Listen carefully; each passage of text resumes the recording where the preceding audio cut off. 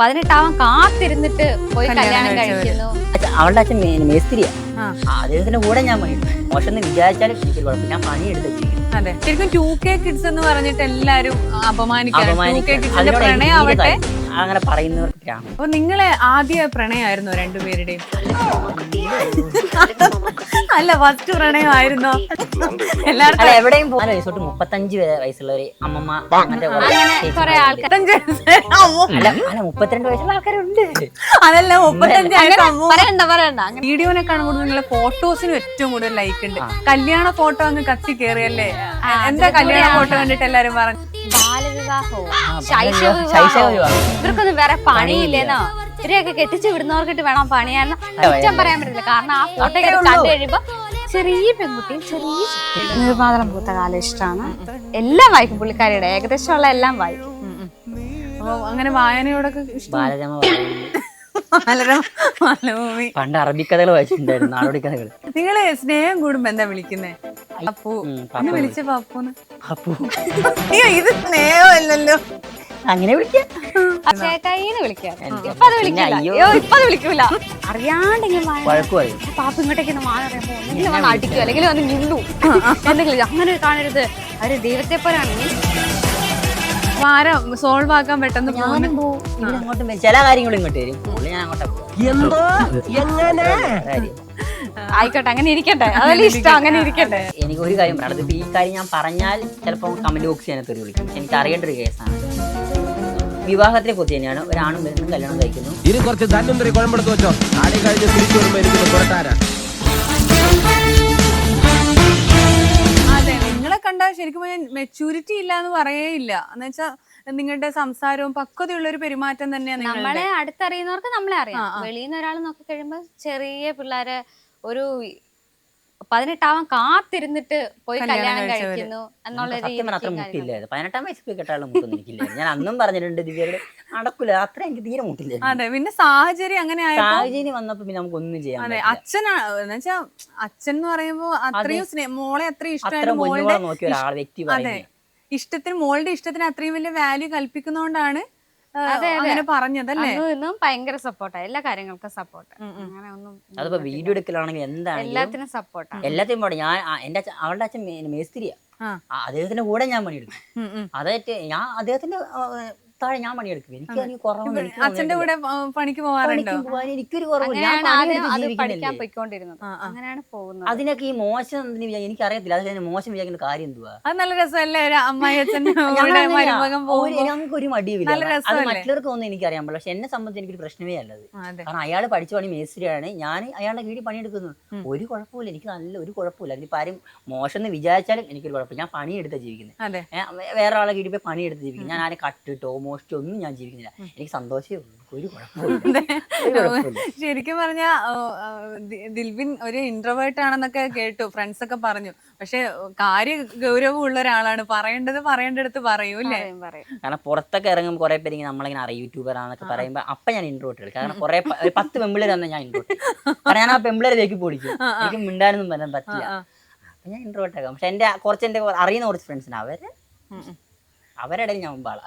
അപ്പൊ നേരത്തെ പറഞ്ഞല്ലോ, ഈ നമ്മുടെ ഈ 2K കിഡ്സ് എന്നൊക്കെ പറഞ്ഞിട്ട് ആൾക്കാർ വിമർശിക്കുന്നു. പല ആൾക്കാരും സ്കൂൾ പ്രണയം അല്ലെ കോളേജ് പ്രണയമൊക്കെ പെട്ടെന്ന് ഇത് അഥവാ കല്യാണം കഴിച്ചാലും അധികം നാൾ നീണ്ടുപോലെ രണ്ടിൻ്റെ ഒന്ന് അടിച്ചു പിരിയും. ഇങ്ങനെ ഒരു പൊതു ബോധമുണ്ട്, ഒരു ധാരണയുണ്ട്.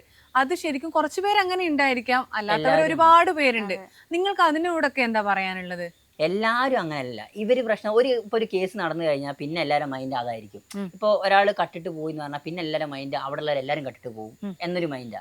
അപ്പൊ ഇപ്പൊ ഉദാഹരണത്തിന് ഇപ്പൊ ഒരു പ്രണയം പൊട്ടിയെന്ന് കേരളത്തിൽ ന്യൂസ് അറിഞ്ഞാല് പിന്നെ എന്തൊക്കെ ആ ന്യൂസ് സ്പ്രെഡ് ആയില്ലേ? അപ്പൊ എല്ലാവരും വിചാരിക്കും കേരളത്തിലെ പ്രണയം എല്ലാം കണക്കാ, എല്ലാം നോക്കുന്ന വേസ്റ്റ് എന്നൊരു മെന്റാലിറ്റിയാണ്. പക്ഷെ അങ്ങനെ അല്ലല്ലോ. എല്ലാരും ഒരേപോലെ അല്ലല്ലോ, ജീവിക്കുന്ന ഒരേപോലെ അല്ല, സാഹചര്യം ഒരേപോലെ അല്ല, സ്വഭാവം വരെ വ്യത്യാസമാണ്.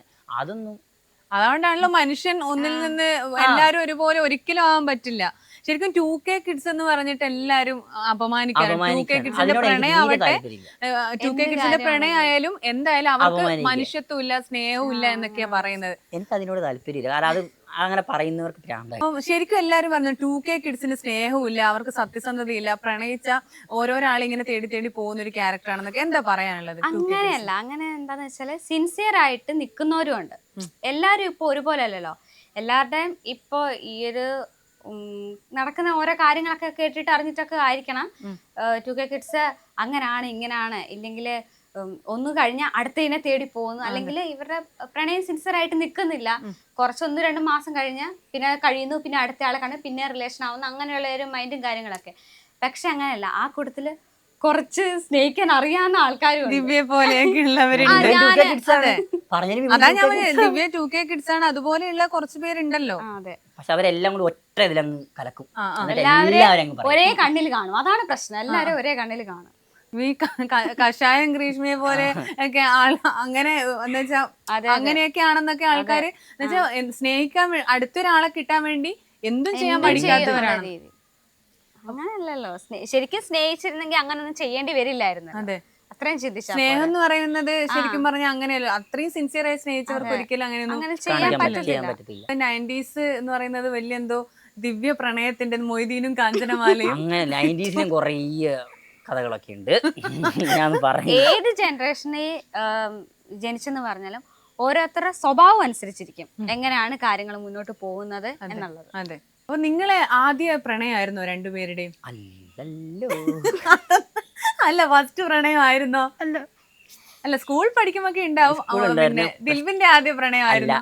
അല്ല അല്ല, ഞാൻ എല്ലാം അറിയാലോ പരസ്പരം. ദിവ്യയുടെയോ? എനിക്കെന്ന് പറയുമ്പോ എപ്പോഴോ 4 എപ്പോഴും അതൊന്നും പ്രണയം അല്ല, അങ്ങനല്ല. അതൊന്നും നമുക്ക് പ്രണയം 4ാം ക്ലാസ്സിലൊക്കെ പഠിക്കുന്നത് ഇച്ചിരിയുള്ള ചെറിയ കുട്ടിയല്ലേ. ഒരു സിൻസിയർ ആയിട്ട് ഓക്കെ ഇന്നയാളുടെ കൂടെ തന്നെ ജീവിക്കണം എന്നുള്ള രീതിക്ക് ഒരാളാണ്. അതെ, അതും ഒരു ഭാഗ്യം കേട്ടോ. 8ാം ക്ലാസ് തൊട്ട് പിന്നെ പ്രണയം തുടങ്ങിയിട്ട് പിന്നെ തിരിഞ്ഞു നോക്കിയിട്ടില്ല അല്ലേ? എന്റെ ഭാഗ്യം. അതെ. അപ്പൊ ആദ്യം ക്രഷ് ആയിരുന്നോ? പഠിക്കുന്ന സമയത്തായിരുന്നോ ആദ്യത്തെ ക്രഷ്? അതിപ്പം പറയുന്നതില് അങ്ങനല്ല, നിങ്ങളുടെ ആദ്യത്തെ എക്സ് മനസ്സിലാവും. പഠിക്കുന്ന സമയത്ത് അവള് പഠിച്ചു, അവള് +2 ഒക്കെ പഠിക്കുന്ന സമയത്തായിരുന്നു. പിന്നെ അതപ്പം പറഞ്ഞിട്ടുണ്ട്, കണ്ടിട്ടൊക്കെ ഉണ്ട്. പിന്നെ കണ്ടിട്ടുണ്ട്, ദിവ്യ കണ്ടിട്ടുണ്ട്. കുഴപ്പമൊന്നുമില്ല, കണ്ടിട്ടുണ്ട്. ഞാൻ ഈ ഒരു ഇടയ്ക്കും കൂടെ കണ്ടിട്ടുണ്ട്. കുഴപ്പമൊന്നുമില്ല. അത് കഴിഞ്ഞു പോയല്ലോ, അല്ലെങ്കിൽ ഞങ്ങൾ കഴിഞ്ഞു പോയല്ലോ, ഓൾറെഡി കസിൻസ് അങ്ങനെ. പക്ഷെ അതൊരു വലിയ കാര്യം. പഴയ കാര്യങ്ങളൊക്കെ പറഞ്ഞ് എന്തെങ്കിലും പ്രശ്നം ഉണ്ടാകുമ്പോൾ കുത്തിപ്പൊക്കി അടിയുണ്ടാക്കുകയൊക്കെ ചെയ്യും. നമുക്ക് ആദ്യം ഇങ്ങനെ എൻ്റെ അടുത്ത് നമ്മൾ നോർമലി ഇങ്ങനെ കാഷ്വൽ ടോക്ക് സംസാരിക്കുമ്പോ എന്തെങ്കിലുമൊക്കെ ഒരു ഇത് കിട്ടി കഴിയുമ്പോഴല്ലേ അങ്ങോട്ട് വന്നു അതിങ്ങനെ എൻ്റെ അടുത്ത് സംസാരിക്കും. അപ്പൊ ആദ്യമൊക്കെ കേട്ടപ്പോ ഞാൻ ഓക്കെ കുഴപ്പമില്ല. പിന്നെയും എന്തെങ്കിലും കാര്യം പറയുമ്പോൾ ഇതിങ്ങനെ കുത്തി വരുമ്പോ നമുക്ക് എന്തോ ഒരു മാക്സിമം ഞാൻ എല്ലാ കാര്യങ്ങളും പിടിച്ചു വെക്കും. അങ്ങനെ പെട്ടെന്ന് ഞാൻ ഇങ്ങനെ റിയാക്ട് ചെയ്യില്ല. പിന്നെ കുഴപ്പമില്ല, അത് കഴിഞ്ഞു പോയതല്ലേ. അവരിപ്പോ വേറെ ഫാമിലി ആയിട്ട് ഹാപ്പി ആയിട്ട് ജീവിക്കുന്നു, നമ്മൾ വേറെ സെപ്പറേറ്റ് ആയിട്ട് കുഴപ്പമില്ല. ഇപ്പൊ ദിവ്യക്ക് വരാറുണ്ടെന്ന് പറഞ്ഞിട്ടില്ലേ മെസ്സേജ് ഒക്കെ? അതുപോലെ ദിൽവിന് വരാറുണ്ടോ? എനിക്ക് അങ്ങനെ അക്കൗണ്ടിൽ നിങ്ങൾക്ക് രണ്ടുപേർക്കും പാസ്വേഡ് ഒക്കെ അറിയോ? അതുണ്ടായിരുന്നു, പ്രണയിച്ച സമയത്തും ഉണ്ടായിരുന്നു. ഇപ്പൊ ഉണ്ടെന്ന് പറഞ്ഞാല് എനിക്ക് ഈ ഫോണിൽ പോസ്റ്റ് ചെയ്യാൻ പറ്റില്ല വീഡിയോസ് എടുത്താൽ. ഞാൻ അതിൽ തന്നെ എഡിറ്റ് അതുകൊണ്ട് ഞാൻ അക്കൗണ്ട് അതിൽ ആഡ് ചെയ്തിരിക്കുന്നു. അല്ലാണ്ട് എന്റെ അക്കൗണ്ട് കാര്യങ്ങളൊന്നും ഇല്ല. അങ്ങനെ നിങ്ങൾ പ്രൈവസി അങ്ങനെയുള്ള പ്രണയിക്കുന്ന ഒരു ടൈമിലാണ്. കല്യാണം കഴിച്ചാൽ പിന്നെ അതിന്റെ ആവശ്യം നമ്മള് ഒരുമിച്ച് തന്നെ. അപ്പൊ മെസ്സേജ് ഒക്കെ കാണും. എന്തെങ്കിലും വരാറുണ്ടോ ക്രഷാണ് ചേട്ടാന്നൊക്കെ പറഞ്ഞ്? അങ്ങനെ ചോദിച്ചാല് മാരേജിന് മുമ്പ് എപ്പോഴോ മാരേജ് കഴിഞ്ഞിട്ടിരിക്കാൻ എല്ലാവർക്കും അറിയുള്ളൂ എന്റെ കാര്യം. എവിടെയും പഠിക്കാൻ കൽപ്പറ്റ എവിടെയും പോയാൽ ആദ്യം എന്നെ ചോദിക്കത്തില്ല, ദിവ്യ എവിടെ നിന്ന്. ഞാൻ എന്നാ പറയാ, എന്നുവെച്ചാൽ ദിവ്യ വന്നതാണ് ഒരു ഐശ്വര്യം ലൈഫില്. എന്നുവെച്ചാൽ യൂട്യൂബിലൊക്കെ ഇപ്പൊ 3 ലക്ഷത്തിന്റെ അടുത്ത് ഫോളോവേഴ്സ് ഉണ്ടല്ലേ? 2,70,000 ആവാനായി. അതിന് 3 ലക്ഷം ഒക്കെ ആവും. അപ്പൊ ശരിക്കും യൂട്യൂബ് എപ്പം മുതൽ ഒന്ന് റീച്ച് ആയി തുടങ്ങിയത്? യൂട്യൂബ് ഞങ്ങൾ തുടങ്ങിയത് കല്യാണം കഴിഞ്ഞ 6 മാസം കഴിഞ്ഞിട്ടാണ് തുടങ്ങിയത്. കുറച്ച് റീച്ചായി. പിന്നെ നമ്മൾ അല്ലാണ്ട് വർക്കും കാര്യങ്ങളൊക്കെ പോയപ്പോ അതങ്ങ് ഡൗൺ ആയി. പിന്നെ ഈ അടുത്ത് നമ്മള് വീഡിയോസും കാര്യങ്ങളും വീട്ടിൽ ഉള്ള കാര്യങ്ങളൊക്കെ ഇട്ടപ്പോ എല്ലാവർക്കും ഇഷ്ടമാണ്. നമ്മൾ ഹാപ്പി ആയിട്ടിരിക്കുന്നത് കാണുമ്പോ നല്ലവരായ കുറച്ച് മനുഷ്യർക്ക് അത് സന്തോഷം. അവരുടെ സപ്പോർട്ട് കൊണ്ട് നമ്മള് ഇങ്ങനെ കേൾക്കുന്നു. കുട്ടികളൊക്കെ ആരാണ് ഏറ്റവും കൂടുതൽ ഫാൻസ്? പിന്നെ ഞങ്ങളുടെ 16 വയസ്സ് തൊട്ട് 24 വയസ്സ് വരെയാണ് ഒരു 60%. 60%. ബാക്കി ഒരു 20% ഈ 24 വയസ്സ് തൊട്ട് 35 വയസ്സുള്ളവര് അമ്മമ്മ അങ്ങനത്തെ കുറെ അങ്ങനെ കുറെ ചേച്ചിമാരുണ്ട്. ആൾക്കാരുണ്ട്. അങ്ങനെ നമ്മളിപ്പോ കുറച്ച് പിള്ളേര്. വെളിയിലൊക്കെ പോവാണെങ്കിൽ 35 വയസ്സ് അമ്മോ. അല്ല 32 വയസ്സുള്ള ആൾക്കാരുണ്ട്. അതല്ല 35 വയസ്സ് അമ്മോ. പറയണ്ട അങ്ങനെ പറയുമ്പോ ചിലപ്പോ ആ ഏജിലുള്ളവർക്ക് കേൾക്കുമ്പോ അതൊരു ബുദ്ധിമുട്ടായിരിക്കും. അതല്ലേ 35 വയസ്സ് ഞാൻ 35 വയസ്സ് അമ്മൂമ്മ എന്നാ പറഞ്ഞത്. അല്ല 35 വയസ്സുള്ള ആൾക്കാരൊക്കെ സംസാരിക്കുന്നുണ്ടെന്ന് ഞാൻ നമ്മളിപ്പോ എവിടെയെങ്കിലും ഒക്കെ പോവാണെങ്കിൽ കൂടി ചെറിയ കുട്ടികൾ തൊട്ട് ഏജ്ഡ് ആയിട്ടുള്ള ചേച്ചിമാര് വരെ നമ്മുടെ അടുത്ത് വന്ന് വീഡിയോസ് കാണാറുണ്ട് കേട്ടോ, ഇഷ്ടമാന്ന് പറയുമ്പോ നമ്മള് അത് ഭയങ്കര ഒരു സന്തോഷമാണ്. കാരണം എന്താ വെച്ചാൽ ഒരു പരിചയം ഇല്ലാത്തവരായിരിക്കും വന്ന് നമ്മുടെ അടുത്ത് അതെ, ചിരിച്ച് അപ്പോഴും വലിയൊരു സംസാരിക്കുന്നത്. പ്രൗഡ് ആയിരിക്കും ആ, അല്ലേ? അതൊരു അത് ഏറ്റവും കൂടുതൽ ഗേൾസാ. ബോയ്സിനെക്കാട്ടിയും 80% യൂട്യൂബ് ചാനലിൽ ഗേൾസാ. ഗേൾസ് ആണ്. 20% ചേച്ചിമാരുണ്ട് മാത്രമേ support ബോയ്സ്. ബാക്കിയൊക്കെ ഗേൾസ്. നിങ്ങളുടെ സത്യം പറഞ്ഞാൽ നിങ്ങൾ എനിക്ക് ഏറ്റവും കൂടുതൽ വീഡിയോനെക്കാളും കൂടുതൽ നിങ്ങളുടെ ഫോട്ടോസിനും ഏറ്റവും കൂടുതൽ ലൈക്ക് ഉണ്ട്. കല്യാണ ഫോട്ടോ അങ്ങ് കത്തി കയറിയല്ലേ? എന്താ കല്യാണ ഫോട്ടോ കണ്ടിട്ട് എല്ലാരും പറഞ്ഞേ? ചെറിയ മക്കൾ. ആ വീണ്ടും ബാലവിവാഹോ ശൈശവ ശൈശവ വിവാഹം. എന്തൊക്കെയോ വന്നിട്ടുണ്ടെന്നോ, ഇവർക്കൊന്നും വേറെ പണിയില്ലെന്നോ, ഇവരെയൊക്കെ കെട്ടിച്ചു വിടുന്നവർക്കിട്ട് വേണം പണിയാന്നോ, തല്ലു കൊടുക്കണം. എന്തൊക്കെയൊക്കെയോ പറയുന്നു. സാധാരണ വെച്ചാൽ എല്ലാവരുടെ വീഡിയോസ് അതെ, അതെ, നിങ്ങളുടെ ഞങ്ങളുടെ നമുക്ക് ഫോട്ടോ കുറ്റം പറയാൻ പറ്റില്ല. കാരണം ആ ഫോട്ടോ ഒക്കെ കണ്ടു കഴിയുമ്പോ ചെറിയ പെൺകുട്ടി ചെറിയ എനിക്ക് വലിയ മാറ്റമൊന്നുമില്ല. അന്നൊന്നും വലിയ താടി കുറച്ചിപ്പോ മാറ്റമേ ഉള്ളൂ, വേറെ മാറ്റമില്ല. അല്ലാണ്ട് ഒന്നുമില്ല. ഞാനെന്ന് പറഞ്ഞാൽ അപ്പൊ കുറച്ചുകൂടെ മെലിഞ്ഞിട്ട് കുറച്ചുകൂടെ ഹൈറ്റ് പറഞ്ഞിട്ട് വളരെ ചെറിയ കുട്ടി. അത് കാലിന് വയ്യായിരുന്നു. അപ്പൊ ഷർട്ടൊക്കെ ഇങ്ങനെ ഇട്ടേക്കുന്നത് ഒരുമാതിരി. ആ ഒരു ഫോട്ടോ കാണുമ്പോൾ തന്നെ ആൾക്കാർക്ക് മനസ്സിലാവും പെട്ടെന്ന് 18 ആവാൻ കാത്തിരുന്നാണോ ഇനി 17 വയസ്സിൽ തന്നെ കല്യാണം കഴിച്ചാണോ. നമുക്ക് ഈ കാണുന്നവരൊന്നും പറയാനും പറ്റത്തില്ല. മാരേജ് സർട്ടിഫിക്കറ്റ് കാണിക്കാനും പറ്റില്ലല്ലോ ഇത്ര വയസ്സായെന്നല്ലേ? ഇങ്ങനെ പറ്റത്തില്ലല്ലോ. അതെ. അപ്പൊ പിന്നെ നമ്മളിപ്പോ ലൈവിലൊക്കെ ചെല്ലുമ്പോഴാണെങ്കിലും എപ്പോഴും ഇപ്പോഴാണെങ്കിലും നമ്മൾ ക്യൂനൊക്കെ ഇടുമ്പോൾ നമ്മൾ പറയും നമ്മുടെ ഏജ് ഇങ്ങനെയാണ്, നമ്മൾ ഇങ്ങനെയാണ് ചെയ്യുന്നത്. എന്നാലും വന്ന് ചോദിക്കും എത്ര ഏജ് ഉണ്ട്, അങ്ങനാണ് കണ്ട എല്ലാവർക്കും പറയണല്ലോ. ഇങ്ങനെ ഇരിക്കാൻ എല്ലാരും ആഗ്രഹിക്കുന്നത്. സൗന്ദര്യം ഒരു ശാപമായി മാറുക നിങ്ങൾക്ക് അല്ലേ? ഈ ചെറുപ്പം ഇപ്പൊ കുറച്ചുകൂടെ കഴിഞ്ഞ് കഴിയുമ്പോ എനിക്കൊന്ന് ഇത് തന്നെയായിരിക്കും നല്ലത്. ഇപ്പൊ ഒരു പ്രായം കഴിഞ്ഞ് കഴിയുമ്പോഴും നമ്മളൊരു 30 വയസ്സൊക്കെ ആവാറാകുമ്പോ തന്നെ നമുക്കൊരു തോട്ട്, ചിലർക്ക് കേട്ടോ, എല്ലാവർക്കല്ല, എപ്പോഴും മമ്മൂട്ടിയാവുന്നല്ലേ തോട്ട് വരൂലേ, ഓ കുറച്ചുകൂടെ പ്രായം കുറഞ്ഞിരുന്നിരുന്നെങ്കിൽ. അങ്ങനെ എല്ലാവരുടെയും മീൻസ് പറയുന്നില്ല, ഉള്ളിൽ കാണും ചെറിയ ചെറിയ ചേഞ്ചസ് ഒക്കെ ബോഡിയിൽ വരുമ്പോഴാണെങ്കിൽ ഉള്ളിൽ കാണും. അപ്പൊ എന്റെ ഒരു മൈൻഡ് സെറ്റ് കുറച്ചുകൂടെ കഴിഞ്ഞാലും ഞാൻ ഇങ്ങനെ തന്നെ ഇരിക്കുന്നത്. പ്രത്യേകിച്ച് വലിയ മാറ്റങ്ങളൊന്നും വരാൻ പോകില്ല. ഫുഡൊക്കെ ആവശ്യത്തിന് കഴിക്കുമെങ്കിൽ ഞാൻ ഇങ്ങനെ തന്നെ ഇരിക്കുള്ളൂ. വലിയ മാറ്റങ്ങളൊന്നും വരാൻ പറ്റില്ല. കുറച്ചുകൂടെ കഴിയുമ്പോൾ എനിക്ക് തന്നെ നല്ലത്. ഇപ്പൊ എല്ലാരും ആന്റി ഏജിങ് ട്രീറ്റ്മെന്റ് ഒക്കെ ചെയ്യുന്നതല്ലേ? സമയത്ത് ഞങ്ങള് അത് ദൈവമായിട്ട് തന്നത്. ദൈവത്തിന് നന്ദി. അതെ, എല്ലാരും ട്രീറ്റ്മെന്റ് ചെയ്യുമ്പോൾ നിങ്ങളുടെ പാട്ടില്ലേ, എന്താ പറയാ 90s പാട്ടുകൾക്ക് അധികം വീഡിയോ അത് കാണാനാ കൂടുതലൊന്നും കൂടി രസം അല്ലേ? ആൾക്കാർ വന്ന് കമന്റ് ഇട്ടിട്ടുണ്ട് പാട്ടിനാണ് മീൻസ് സോങ് സെലക്ഷൻ കൊടുത്തു കഴിയുമ്പോൾ നമ്മളത് ഓട്ടോമാറ്റിക്കലി കൊണ്ടുപോയി പിൻ ചെയ്ത് വെക്കും. അപ്പൊ അതിന് വരുന്ന കുറെ കമന്റ്സ് ഉണ്ടാവും, അതിനെ സപ്പോർട്ട് ചെയ്യാൻ കുറെ ആൾക്കാരുണ്ടാവും. നമ്മളെന്ന് വെച്ചാൽ ഇപ്പോഴത്തെ കാലത്തെ വീഡിയോസിൽ പഴയ സോങ് അതപ്പോ ഒരു ഭംഗിയാണ് കാണാൻ. കുറച്ചുകൂടെ പഴയ സോങ്ങുകളൊക്കെ 2000 തൊട്ട് 2012 വരെയുള്ള സോങ്സ് നമ്മൾ സെലക്ട് ചെയ്യും. എന്നിട്ട് അതിലേക്ക് നമ്മുടെ കുറച്ച് കാര്യങ്ങൾ ആഡ് ചെയ്യുമ്പോൾ കണ്ടിരിക്കാൻ നല്ല രസമാണ്. ഇന്നത്തെ വിശേഷങ്ങൾ നമ്മൾ അതിൽ ആഡ് ചെയ്ത് വെക്കും. ഇങ്ങനെയാണ് ഇന്നത്തെ കാര്യങ്ങൾ, ഇങ്ങനെയാണെന്ന്. അതിനെ സപ്പോർട്ട് ചെയ്യാൻ കുറെ പേരുണ്ട്, കുറെ ചേച്ചിമാരുണ്ട്. അതുകൊണ്ട് നമുക്ക് ഭയങ്കര സന്തോഷം. അപ്പൊ അത്രയും ഒരു സ്നേഹമാണ്. അതിലാണ് കുറച്ച് പുഴുക്കുത്തുകൾ പോലെ നെഗറ്റീവ് ഉള്ളത്. ആ റീപ്ലേ നിങ്ങളെല്ലാ ഇത്രയും വർഷമായിട്ട് എല്ലാ വീഡിയോക്കും ഫോട്ടോസിനായാലും കമന്റ് ഇട്ട് റിപ്ലൈ കൊടുക്കാറുണ്ടല്ലേ? അത് നമ്മൾ ചെയ്യും. നമ്മൾ അതിനൊരു ടൈം മാറ്റി വെക്കും. ചില കമന്റ് എന്നൊക്കെ പറഞ്ഞാല് ഒരു കുറിപ്പ് പോലെയാ. കാരണം അവർ അത്രയും കമന്റ് നമ്മൾ ഒരു റീപ്ലൈ പോലും കൊടുക്കാണ്ട് നമ്മളെങ്ങനെ പോവാ. അവർ അത്ര ടൈം നമുക്ക് സ്പെൻഡ് ചെയ്ത് റിപ്ലൈ താന്നൊക്കെ പറയുന്നത്. അവർക്ക് പലതും ചെയ്യാനുള്ള ഒരു ടൈം മാറ്റി വെച്ചിട്ടായിരിക്കാം അവർ ആ ഒരു സ്നേഹത്തിന്റെ പുറത്ത് അവർ നമുക്ക് ചെയ്യുന്നത്. അവർക്ക് ഇഷ്ടപ്പെട്ടോ എന്തോ ചെയ്യുന്നത്. അപ്പൊ നമ്മൾ അതിനെ മൈൻഡ് ആക്കാണ്ട് ജസ്റ്റ് ലൈക്ക് അടിച്ചു വിട്ടാ എന്തായിരിക്കും അവസ്ഥ? അവർ വിചാരിക്കും നമ്മൾ ആ റീപ്ലൈ കൊടുക്കാൻ വേണ്ടി മാത്രം സമയം മാറ്റി വെക്കും. ആദ്യം ടൈം ഞങ്ങൾ കണ്ടുപിടിച്ചത് 9:30 തൊട്ട് 10:00 വരെ ഞങ്ങൾ ഈ വന്ന കമന്റിനൊക്കെ റീപ്ലൈ കൊടുക്കാൻ സമയം കണ്ടുപിടിച്ചത്. പിന്നെ അത് മാറ്റി 10 മണി തൊട്ട് 11 മണി വരെ 1 മണിക്കൂർ ഇരുന്നങ്ങ് കൊടുക്കും. എല്ലാവർക്കും ഒന്നുപോലും വിട്ടുപോവില്ല. മാക്സിമം നമ്മള് എന്താക്കും, അപ്പാപ്പ വരുന്ന അപ്ഡേറ്റ്സ് വേഗം റിപ്ലൈ ചെയ്ത് വിടും. ഓട്ടോമാറ്റിക് റിപ്ലൈ അല്ലല്ല, നമ്മള് അവര് ചിലപ്പോ സ്നേഹത്തോടെ ഒരു 2 വാചകം എഴുതണം, നമ്മൾ അതിന് തിരിച്ചൊരു റീപ്ലൈ ഇടാം. അതായത് മോശമല്ലേ? റിപ്ലൈ കാണുമ്പോ ഒരു സന്തോഷമായിരിക്കും. നമ്മള് അവരുടെ message അങ്ങനെ നമുക്ക് റീപ്ലൈ വന്നിട്ടുണ്ട്. ഇൻസ്റ്റയിലാണെങ്കിലും അങ്ങനെ മെസ്സേജ് വരലുണ്ട്.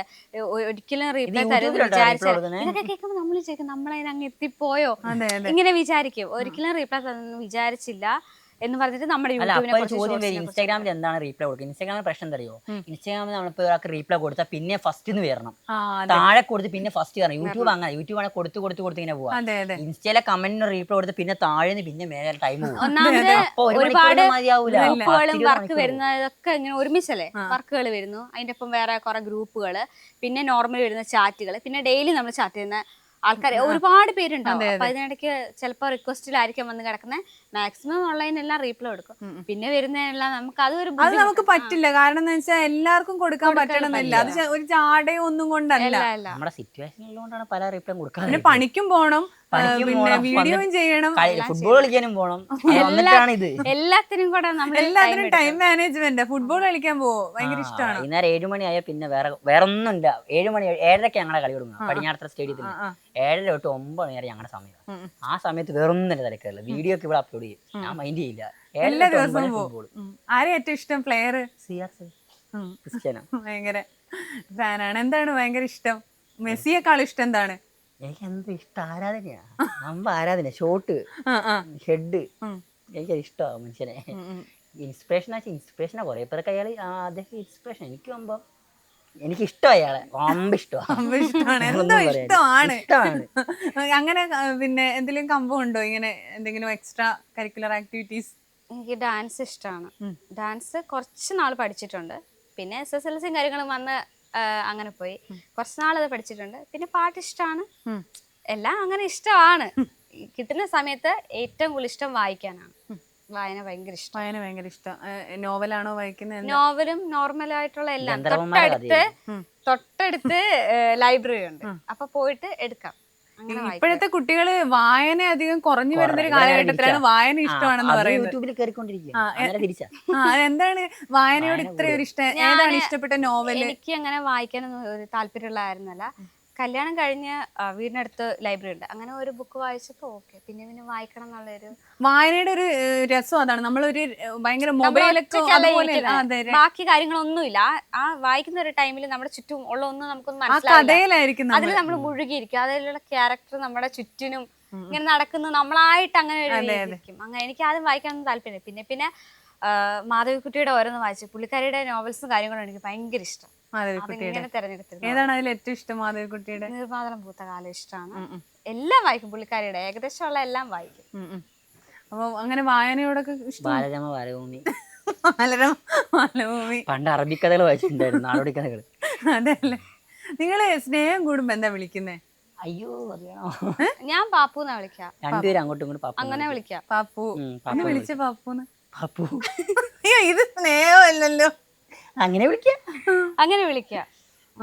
പ്രത്യേകിച്ച് അങ്ങനെ വിളിക്കലൊന്നുമില്ല.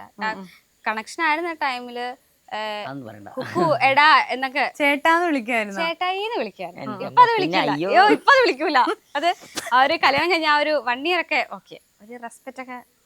റെസ്പെക്റ്റിന് ഒരു തൂക്കവും വന്നിട്ടില്ലെങ്കിലും പക്ഷേ ഇപ്പൊ ആൾക്കാരുടെ മുന്നിൽ ചേട്ടായി വിളിക്കും, അച്ഛന്റെ അമ്മയുടെ ഒക്കെ മുന്നിൽ. പാപ്പു എടാ അങ്ങനെ വിളിക്കുള്ളൂ. അപ്പൊ അങ്ങനെ പെട്ടെന്ന് ഇങ്ങനെ വിചാരിക്കും ഓ റെസ്പെക്റ്റ് ഇല്ല. അങ്ങനെ അല്ല കേട്ടോ. നമ്മള് ആ ഒരു ഇഷ്ടം കൊണ്ട്, ആ ഒരു താല്പര്യം, അത്രയും കംഫർട്ട് ആയിട്ടാണ് നമ്മളെടാ അങ്ങനെയൊക്കെ ഒരു ടൈമിൽ വിളിക്കും. പാപ്പു തന്നെ. ഈ പഴയ ഈ മുത്തശ്ശിമാരും വലിയ തലമുതിർന്ന ആൾക്കാരൊക്കെ ഇങ്ങനെയൊക്കെ വിളിക്കുന്ന മീൻസ് എന്റെ അമ്മമ്മക്ക് ഇഷ്ടമല്ല. ഞാനിങ്ങനെ അറിയാണ്ടെങ്കിലും എടാ പാപ്പു ഇങ്ങോട്ടേക്ക് വാന്ന് പറയുമ്പോ ഒന്നെങ്കിലും വന്ന് അടിക്കും, അല്ലെങ്കിൽ വന്ന് ഞുള്ളു എന്തെങ്കിലും. അങ്ങനെ കാണരുത്, അവര് ദൈവത്തെ പോലെയാണ്. മീൻസ് അവര് പറയുന്ന കാര്യമാണെങ്കിലും എന്റെ ഒരു മൈൻഡ് വെച്ചാൽ ഇങ്ങോട്ട് എങ്ങനെ റെസ്പെക്ട് കിട്ടുന്നു അതുപോലെ തന്നെ തിരിച്ച് റെസ്പെക്ട് ചെയ്യും. അങ്ങനെ ഒരു രീതി. ഞങ്ങൾക്ക് അങ്ങനെ പ്രശ്നമൊന്നുമില്ല. പിന്നെ ഈ ആ പഴയ ഒരു ഇതൊക്കെ കെട്ടുതാലിയുടെ വലിയ കെട്ടുതാലി അങ്ങനത്തേനോടൊക്കെ ഇഷ്ടമുണ്ടോ? അത് കല്യാണം കഴിഞ്ഞ ഒരു ടൈമില് എല്ലാ പെമ്പിളാർക്കുള്ള ഒരു ക്രേസ് ആണെന്ന് എനിക്കറിയില്ല. ഇറക്കുള്ള ഒരു താലിയും സിന്ദൂരൊക്കെ നല്ല കടുപ്പിച്ച് തൊട്ട് ഞാൻ അങ്ങനെ ആയിരുന്നു കല്യാണം കഴിഞ്ഞ ടൈമില്. പിന്നെങ്കില് സിന്ദൂരം തൊടുന്നതിനോട് ഒരു താല്പര്യം ഇല്ല എന്നല്ല, എനിക്കത് ഇഷ്ടമാണ്. പക്ഷെ എനിക്ക് തോന്നുന്ന ആ ഒരു ടൈമില് ഇതിലൊന്നും അല്ലല്ലോ കാര്യം. താലി ഇടുന്നു അല്ലെങ്കിൽ നിറച്ച് സിന്ദൂരം തൊടുന്നു, അതിലല്ല. നമ്മുടെ ഒരു ഹിന്ദുസിന്റെ ഇതിലൊരു വിശ്വാസം. അമ്പലത്തിലൊക്കെ പോകുമ്പോ അങ്ങനെ ശീലമുണ്ട്, താലിയുണ്ട്. പക്ഷെ സിന്ദൂരം അങ്ങനെയില്ല. അത് വീട്ടിൽ നമ്മൾ അങ്ങനെ കുഴപ്പമൊന്നുമില്ല. അതുപോലെ നമ്മളൊരു നാട്ടുമ്പുറത്തൊക്കെ ആവുമ്പോൾ ചിലപ്പം വീട്ടുകാർക്ക് പ്രശ്നമില്ലെങ്കിൽ നാട്ടുകാർക്ക് ചിലപ്പോൾ ഒരു പ്രശ്നം ഉണ്ടാവും അത്. അങ്ങനെ ഞാൻ അവരെ നോക്കലില്ല, അവരെന്താണെങ്കിലും പറഞ്ഞു കുഴപ്പമില്ല. അപ്പൊ അങ്ങനെ ഇഷ്ടമാണ്. ദിൽവിൻ വിചാരിക്കാറുണ്ടോ ഇതൊക്കെ ഇട്ടിട്ടൊന്ന് കാണണം, ഇങ്ങനെ ഒരു ശാലീന സുന്ദരിയായിട്ട്? അങ്ങനെ ഒരു താല്പര്യമേ ഇല്ല. ഇല്ല. ഞാനിപ്പോ സിന്ദൂരം തൊടാ എവിടെങ്കിലും കുറച്ച് തൊടാണ്, നീ എന്തിനാ തൊടുന്നത് അങ്ങനെ ചോദിക്കും. അവന് ഇഷ്ടമല്ല ഇങ്ങനെ കൊറേ സിന്ദൂരം. ഈ സിന്ദൂരം വലിയ റൗണ്ട് അത് എന്തിനാ അതൊരു സീലാണ്. കല്യാണം ഇത് എന്റെ ആണ് അങ്ങനെ എനിക്ക് വിശ്വാസം കഴുത്തിൽ താലിയുണ്ട്. അത് പറഞ്ഞ കുറ്റം പറഞ്ഞല്ലോ സത്യം. അതിനെ ഒരു ദൈവത്തിന്റെ രീതിയിൽ കണ്ട് തൊടുന്ന കുറെ പേരുണ്ട് കേട്ടോ. ഞാൻ അമ്പലത്തിലൊക്കെ പോകുമ്പോ അങ്ങനെ നമ്മള് വിശ്വാസത്തിന്റെ രീതിയിൽ തൊടും. പക്ഷെങ്കിൽ എവിടെ പോയാലും ഇങ്ങനെ തൊട്ടിട്ട് അങ്ങനെ ഒരു രീതിയും കാര്യങ്ങളും കുറച്ച് കുറഞ്ഞു. ഇപ്പൊ അധികാരം തൊടലൊന്നും ഇല്ല. ഇപ്പൊ എല്ലാരും ന്യൂജൻ സ്റ്റൈലിലാണ്. താലിയൊക്കെ മാത്രമേ. ഇപ്പൊ അമ്പലത്തിലൊക്കെ നല്ല ദൈവവിശ്വാസികളാണോ രണ്ടുപേരും? ഞാൻ വിശ്വാസിയാണ്, പക്ഷെ എന്റെ അത്രയും ഇല്ല. ഏത് ദൈവത്തെ ഏറ്റവും എപ്പോഴും പെട്ടെന്ന് വിളിക്കുന്ന ആരെയാ? എന്തെങ്കിലും സങ്കടം വരുമ്പോ? അങ്ങനെ കൃഷ്ണനെ വിളിക്കും, പെട്ടെന്ന് മഹാദേവനെ വിളിക്കും. പെട്ടെന്ന് നമുക്കൊരു ബുദ്ധിമുട്ട് വരുമ്പോ അത് കേൾക്കുന്നവർക്ക് ഇങ്ങനെ ഒരു ഇതായിട്ട് ചിന്തിക്കാം. പക്ഷെ നമുക്ക് മഹാദേവൻ ഭയങ്കര എല്ലാം പെട്ടെന്ന് നേടിത്തരുന്ന പറയുന്നത്. അങ്ങനെ അപ്പൊ എന്തിനാണെങ്കിലും പെട്ടെന്ന് അങ്ങനെ വിളിക്കും. എനിക്കിങ്ങനെ ആ ഒരു കാര്യത്തിനോട് മാത്രം എനിക്കൊരു പഴയ സ്റ്റൈലാണ്. വിളക്കൊക്കെ വെച്ച് പ്രാർത്ഥിച്ച് ആ ഒരു നാമമൊക്കെ ജപിക്കോ സന്ധ്യ? അങ്ങനെ അന്നത്തെ ദിവസം അങ്ങനെ ചെയ്ത് കഴിയുമ്പം സന്ധ്യസമയമാണെങ്കിലും നമുക്കൊരു പ്രത്യേക ഒരു എനർജിയാ. വിളക്കൊക്കെ വെച്ച് അല്ലേ, ഒന്ന് തൂത്തൊക്കെ വാരി വിളക്കൊക്കെ കത്തിച്ച് ഒന്ന് പ്രാർത്ഥിച്ചൊക്കെ ഒരു പ്രത്യേക ഒരു ഇതാണ്. എനിക്കതൊക്കെ ഭയങ്കര ഇഷ്ടമാണ്. അത് മാത്രല്ല കോട്ടയാണ്ട് പെട്ടെന്ന് വൈക്കത്തപ്പ വിളി വരും. എല്ലാത്തിനും മഹാദേവൻ പെട്ടെന്ന് ഇങ്ങനെ എല്ലാം നേടിത്തരും കേട്ടോ. ചിലർക്ക് കേൾക്കുമ്പോ അത് ഇങ്ങനെ തോന്നാം. അല്ല ശരിക്കും പിന്നെ ഞാൻ പറയുന്നത് സത്യം, മഹാദേവനെ എല്ലാരും പറയുന്നത് പെട്ടെന്ന് ഇങ്ങനെ ഓർക്കാപ്പുറത്ത് എന്തൊരു ബുദ്ധിമുട്ടാണെന്നാലും വിളിക്കും. എല്ലാ കാര്യങ്ങളും നമുക്ക് സമയമാകുമ്പോ നടത്തി തരും. അതൊരു പ്രത്യേക ഒരു ഇത് തന്നെ.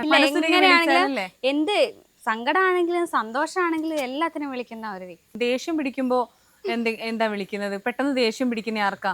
എനിക്ക് പെട്ടെന്ന്. കാരണം ഇവിടെ ഒരു മണ്ടത്തരം കാണിച്ചു നോക്കും, അപ്പൊ എനിക്ക് ദേഷ്യം പിടിക്കും. എന്ത് മണ്ടത്തരം കാണിക്കുന്നത്? എന്തേലൊക്കെ കാണിച്ചു നോക്കും. എന്താന്നറിയോ, ഞാന് അത് ഒരു നല്ല സ്വഭാവം അല്ല എനിക്കെന്നല്ല, അങ്ങനെ ഉള്ള സ്വഭാവമുള്ളവരാണ്.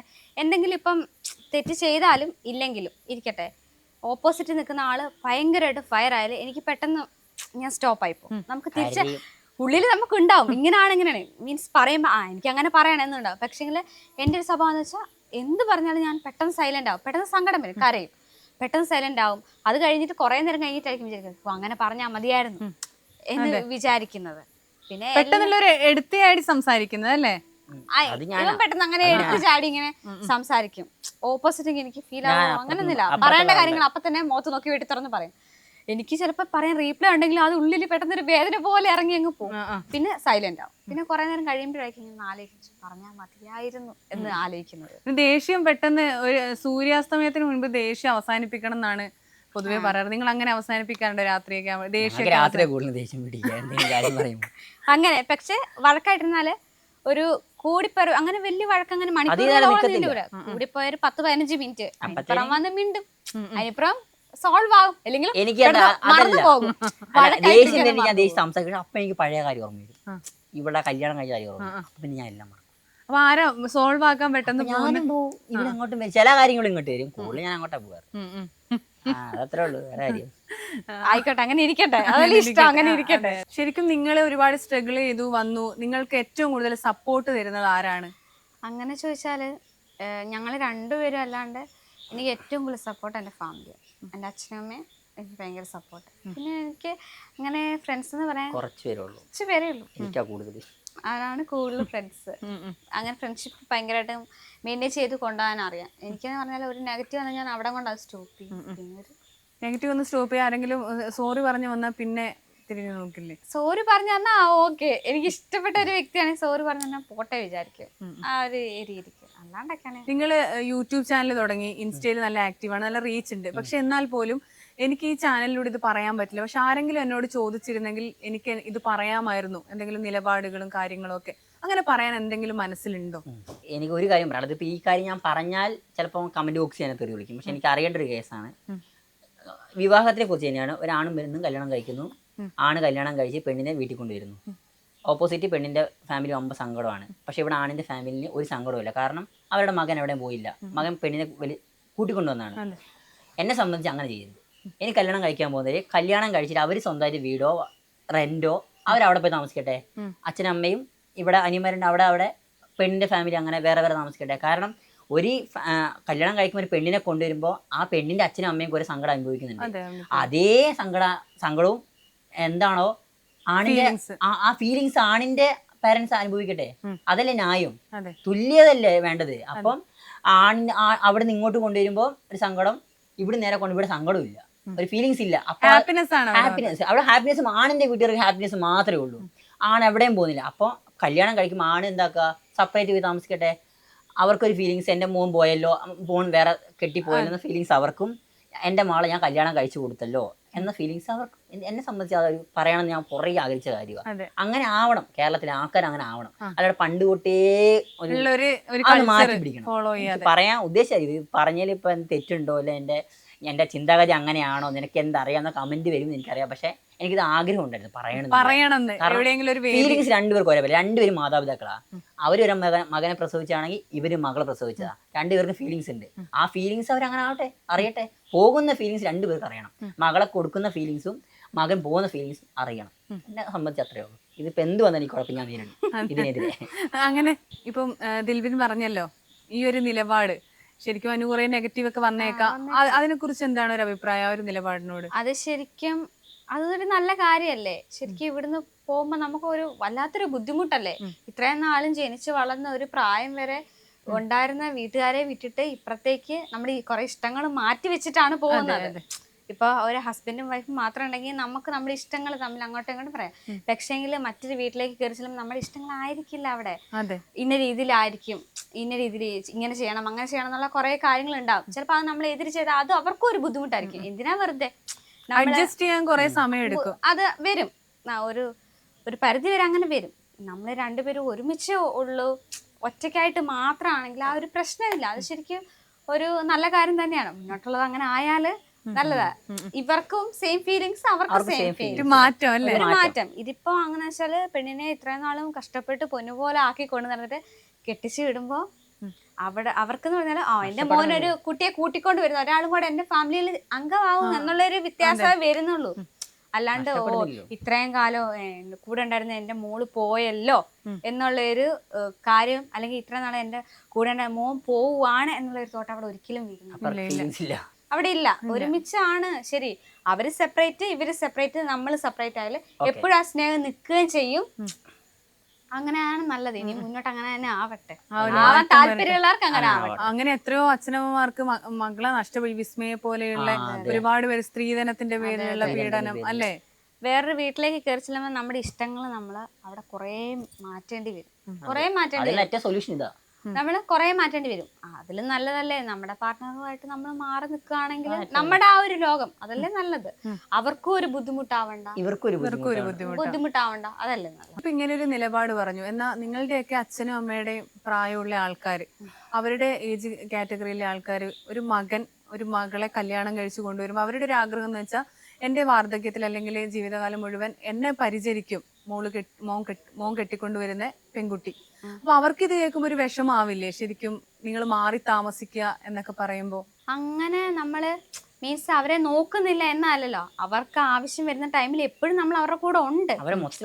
മൊത്തത്തില് ഇവിടെ ഒഴിവായി അവിടെ ഒഴിവായി നമ്മൾ മാത്രം നമ്മുടെ ഒരു പുതിയ ലോകം ക്രിയേറ്റ് ചെയ്ത് അതല്ല ഉദ്ദേശിച്ചത്. അവർക്ക് എന്താവശ്യം വന്നാലും നമ്മൾ തൊട്ടടുത്തുണ്ട്, ഇവർക്കും എന്താവശ്യം വന്നാലും നമ്മൾ തൊട്ടടുത്തുണ്ട്. അവരെ നോക്കാണ്ടിരിക്കുന്ന അങ്ങനെ ഒരു കാര്യമേ അല്ല ഞാൻ ഉദ്ദേശിച്ചത്. അവരുടെ കാര്യങ്ങൾ നോക്കാനും ഒക്കെ നമ്മള് സ്നേഹത്തോടെ എപ്പോഴും അവരൊപ്പം ഉണ്ട്. ചില ആൾക്കാർ അത് പറിച്ചെടുക്കുവാണെന്ന്. ശരിക്കും പറഞ്ഞ ഒരു പുതിയ പെൺകുട്ടി വന്ന് അവർക്കൊരാഗ്രഹം ഉണ്ടാവും ആ വീട്ടിൽ തന്നെ നിന്ന് നോക്കണം, അച്ഛനും അമ്മേനെയും നല്ല രീതിയിൽ കെയർ ചെയ്യണം. അതെ അതെ, അവർക്ക് അങ്ങനെ ഉണ്ടാവും. ഓക്കെ, വന്ന കുട്ടി അവനെയും കൊണ്ട് പോയി എന്നുള്ളൊരു തോട്ട്, അങ്ങനെ ഒരു തോട്ട് ചിലപ്പോ വന്നേക്കാം. നമ്മൾ അങ്ങനെ ഒരു കാര്യമേ അല്ല. ചിലപ്പം നമുക്ക് അവിടെ ഓക്കെ ആണെങ്കിലും അത് പിന്നെ കുറച്ച് കഴിയുമ്പോഴത്തേക്കും ഒന്ന് രണ്ട് എന്തെങ്കിലുമൊക്കെ പ്രശ്നം വന്ന് ഒഴിവാവുന്നതിൽ നല്ലതല്ലേ എപ്പോഴും സ്നേഹത്തോട് ഓടി ചെല്ലുന്നത്. അതല്ലേ നല്ലത്. എത്രയൊക്കെയാന്ന് പറഞ്ഞാലും കുറച്ച് നിന്ന് കഴിയുമ്പോ ഓക്കെ ഒന്ന് രണ്ട് പറഞ്ഞ് എന്തെങ്കിലുമൊക്കെ അങ്ങോട്ടും പ്രശ്നം ഇങ്ങോട്ടും പറഞ്ഞ് പ്രശ്നമാവും. ഉള്ളിൽ സ്നേഹം ഉണ്ടാവും, പക്ഷെ ആ ഒരു ഓർക്കാപ്പുറത്ത് ഓരോന്ന് പറയുന്നതാണെങ്കിലും ഓപ്പോസിറ്റ് നിൽക്കുന്ന ആൾക്ക് അത് പെട്ടെന്ന് ഒരു ഫീൽ ആവോ, ഇതെന്റെ വീട് അല്ലാത്തതുകൊണ്ടല്ലേ എന്നോട് ഇങ്ങനെ പെരുമാറി എന്നൊരു തോട്ട് വരും. ഇതെന്ന് പറയുമ്പോൾ നമ്മൾ മാറി താമസിക്കുമ്പോൾ ഇവർക്ക് എന്തൊരു ആവശ്യം വന്നാലും നമ്മൾ ഉണ്ടാവും അവിടെ. സ്നേഹത്തോടെ തന്നെയല്ലേ നമ്മൾ നിൽക്കുന്നത്. അല്ലെ അവരെ ഒരിക്കലും തിരിഞ്ഞു നോക്കാണ്ടല്ലേ ഇവരെ അങ്ങനല്ല, നമ്മൾ ഇവരുടെ അടുത്ത് തന്നെയാണ്. പക്ഷെ നമ്മൾ നമ്മുടേതായിട്ടുള്ള ഒരു ഹസ്ബൻഡ് വൈഫ് എന്നുള്ള രീതി മാറി നിൽക്കണം. അത് തന്നെയാണ് കാരണം എന്താ വെച്ചാൽ അല്ലെങ്കിൽ ഇപ്പൊ ദിൽവിന്റെ അച്ഛനും അമ്മയും വിചാരിക്കും ഇപ്പൊ ദിവ്യ വീട്ടില് വരുമ്പോ എന്നെ നമ്മളെ നോക്കാൻ ഒരാളായി, വീട്ടിലൊരാളായി എന്നൊക്കെയുള്ള ഒരു തോട്ടായിരിക്കും. ദിൽബിനെ പോലെ ഒരുപാട്, ദിൽബിന്റെ അച്ഛനമ്മമാരെ പോലുള്ള ഒരുപാട് അച്ഛനമ്മമാരുണ്ടാവില്ല അതുപോലെ ചിന്തിക്കുന്നവര്. അതവള് പറഞ്ഞതിൽ എനിക്കും താല്പര്യം അങ്ങനത്തെ. നമ്മൾ നോക്കുന്നില്ല, എവിടെയും പറയുന്നില്ലല്ലോ, രണ്ടുപേരും നോക്കും. പക്ഷെ കുറച്ച് നമ്മൾ വേറെ താമസിച്ചിട്ട് അവരുടെ കാര്യങ്ങൾ ഓടി എത്തുന്ന കിട്ടുന്ന സന്തോഷവും ആ വീട്ടിൽ ഇടുന്ന വേറെ വേറെ ആയിരിക്കും. അങ്ങോട്ടും വഴക്കിടുന്നൊക്കെ എത്രയോ നല്ലതാണ് വേറെ താമസിച്ചിട്ട് അവരുടെ സന്തോഷങ്ങൾ പോയി പങ്കുചേരുന്നത്. ഇത് ആ വീട്ടിൽ താമസിക്കുവാണെങ്കിൽ എന്തെങ്കിലും പ്രശ്നം ഉണ്ടെങ്കിൽ കച്ചറയായി ബഹളമായി ലാസ്റ്റ് വേറെ വലിയ ഗുലുമാലെത്തും. അതിനെക്കാട്ടി എത്ര നല്ല ഗുലുമാല് വരാതിരിക്കാൻ ഇതാണ് നല്ലൊരു ഓപ്ഷൻ എന്നാണ് ഞാൻ പറഞ്ഞത്. അതിനിപ്പോ വേറെ രീതിയിൽ ചിലപ്പോ നെഗറ്റീവ് വരും. അതുകൊണ്ട് ഞാൻ ഒരു ചോദിച്ചേ അതാണ്. അച്ഛനും അമ്മയാണ് എല്ലാ കാര്യത്തിനും സപ്പോർട്ട് എന്ന് പറഞ്ഞു രണ്ടുപേരുടെ. അപ്പൊ അച്ഛനും അമ്മയുടെയും പേരെന്താണ്, രണ്ടുപേരുടെ എന്താ ചെയ്യുന്നേ? എൻ്റെ അച്ഛൻ്റെ പേര് സതീഷ് എന്നാണ്, അമ്മയുടെ പേര് മഞ്ജു. അമ്മ ഹൗസ് വൈഫാണ്. അച്ഛൻ ഇങ്ങനെ മെസ്തിരി കൂലിപ്പണിക്ക് പോകും. ഒറ്റ മോളാ അല്ലേ? അല്ല, ഒരു അനിയത്തിയുണ്ട്, ഒരു അനിയനും ഉണ്ട്. അവര് എന്ത് ചെയ്യാ? അവള് കോസ്മെറ്റോളജിസ്റ്റ് ആണ്. അനിയൻ ഇപ്പൊ ഗ്രാഫിക് ഡിസൈൻ പഠിക്കുന്നു. എൻ്റെ അച്ഛൻ്റെ പേര് ദിനേശ് എന്നാണ്. ലോട്ടറി ആയിരുന്നു, ഇപ്പം അസുഖമായിട്ട് വീട്ടിൽ കിടപ്പാണ്. അച്ഛന് അമ്മ സിന്ധു, അമ്മയ്ക്ക് ഇപ്പോൾ തിരി വയ്യ. അപ്പം അമ്മയും വീട്ടിൽ 2 അനിയന്മാരുണ്ട്. ഒന്ന് ദിൽജിത്ത് വർക്ക് ചെയ്യുന്നതാണ്, 2 ലിബിൻ അവനും വർക്ക് ചെയ്യാണ് ഇവിടെ തന്നെയാണ്, എറണാകുളത്ത് തന്നെയാണ്. പിന്നെ ഒരു അനിയത്തിയുണ്ട് ദിൽഷ, +1 ആണ്. നിങ്ങൾ 3 മക്കളാ അല്ലേ? 4 മക്കൾ, ഒരു പെങ്ങളും 3. അപ്പൊ ദിൽബിനാണ് മൂത്ത. അപ്പൊ കുടുംബത്തിന്റെ എല്ലാ ചുമതലയും ദിൽബിന്റെ മേലെയാണോ ഇപ്പൊ? അങ്ങനല്ല, ഞാൻ എൻ്റെ അനിയനൊക്കെ നോക്കും. അങ്ങനെ എല്ലാം എൻ്റെ പേരൊന്നുമില്ല. എൻ്റെ അനിയനെ നോക്കും, അനിയൻ്റെ അനിയനും നോക്കും. അതുകൊണ്ട് വലിയ കുഴപ്പമൊന്നുമില്ല. അറിയാത്തവർക്ക് ഞാൻ ചോദിക്കുകയാണ്, പെട്ടെന്ന് നിങ്ങളെ കാണുമ്പോൾ എല്ലാവർക്കും അറിയായിരിക്കും, പെട്ടെന്ന് ഇൻസ്റ്റാഗ്രാമിന്റെ പേജിന്റെ നെയിമും അതുപോലെ തന്നെ യൂട്യൂബ് ചാനലിന്റെ പേരൊന്നും പെട്ടെന്ന് പിടികിട്ടിയെന്ന് വരില്ല. അത് എന്താ ശരിക്കും പേര്? D&D വ്ലോഗ്, അതായത് ദിവ്യ ആൻഡ് ദിൽബിൻ എന്നാണ് ഉദ്ദേശിച്ചേക്കുന്നത്. D&D വ്ലോഗ് എന്നാണ് ഉദ്ദേശിച്ചേക്കുന്നത്. അല്ല, D&D അങ്ങനെ. ദിവ്യ ആൻഡ് ദിൽബിൻ സെർച്ച് ചെയ്ത് കിട്ടില്ല. ദിവ്യ ദിൽബിൻ അടിച്ചാലേ ഹാഷ്ടാഗ് മുഖേന വരും വീഡിയോസ്.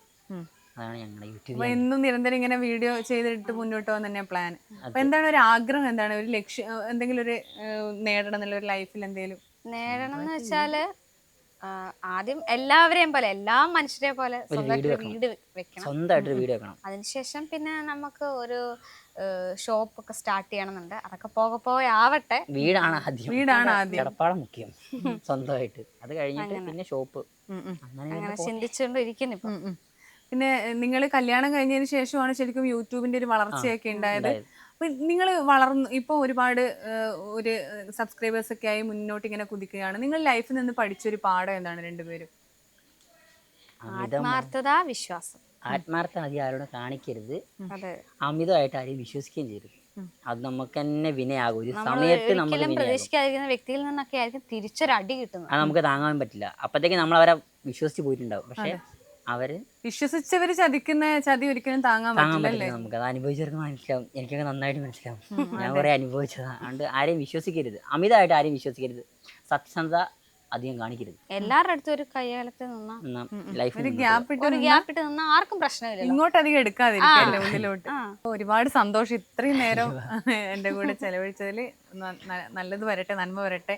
യൂട്യൂബൊക്കെ ഇനിയും കുതിച്ചു പൊങ്ങട്ടെ. Okay, thank you.